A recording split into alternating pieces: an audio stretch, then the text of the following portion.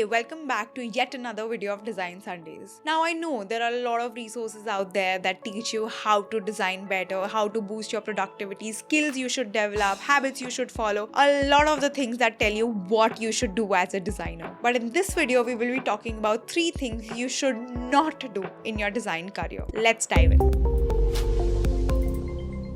First, solving problems is overrated. In my experience as a design manager and a UX recruiter, one of the common mistakes I have seen people do is they call themselves as a problem solver. They tend to say, hey, I can look at this problem and I can solve it immediately. Well, it's a good thing, but it might be hampering your career. Here is why. See, often when we look at a problem and we jump to the solution, we forget to go in the depth of that problem in the first place. If you say there's a parking problem in your city, what about it is a problem? Now, parking problem in my city is a very general and vague statement, so to say. Go deeper into the problem. Start understanding what is the problem here. Is it the ticketing system that's the problem? Is it the availability of the spots? Is it managing the parking? Only when you dig down into these layers of the problem, you really start thinking. Stop jumping to the solutions and rather dig deeper into the problems. Because the more we jump into solutions, the more we have a tendency of making assumptions. The more we get into the habit of making assumptions, the more we are going down the rabbit hole. Instead of making assumptions, let's do a quick habit. Let's get into the practice of asking why. When you ask your user why, you understand instead of assuming. So make sure you always ask questions and dig deeper into the problems instead of just solving the surface level problems.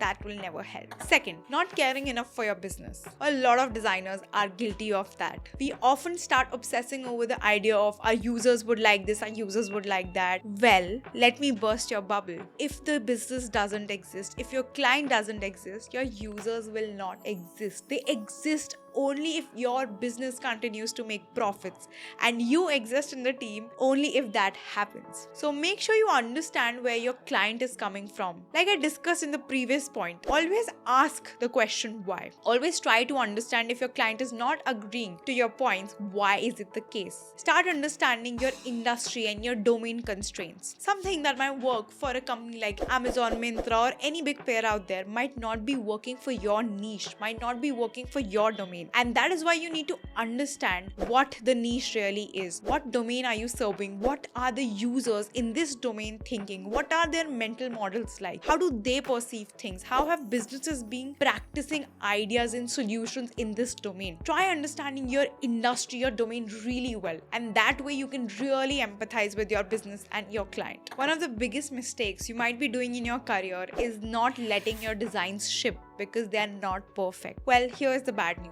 Your designs will never be perfect. Do you know why? Because the industry evolves, and so is the need of your designs. If you go and look back at your designs that you made probably a month back or even a year back, you will find so many faults because you as a designer have evolved. Similarly, there will never be a time where your designs are just the right amount of perfect because everything keeps evolving around it. Make sure your designs are not just sitting in your system or back in your pockets. Ship them, show them, get feedback on them. Get over this idea of perfection. Make sure you make the best use of what exists in the industry, what has already worked. I hope you're aware about mental models. And if you go ahead and just start making new icons, people will even struggle to understand what you mean by that. So use what already exists. Use the mental models of your user. Understand what is already working out, what has already failed in your industry. Leverage it and ship your design as early as you can. Well, I hope these 3 tips helped you. If they did, do let me know in the comments below which tip stood out the most to you. I'll see you in the next video. Until then, happy designing.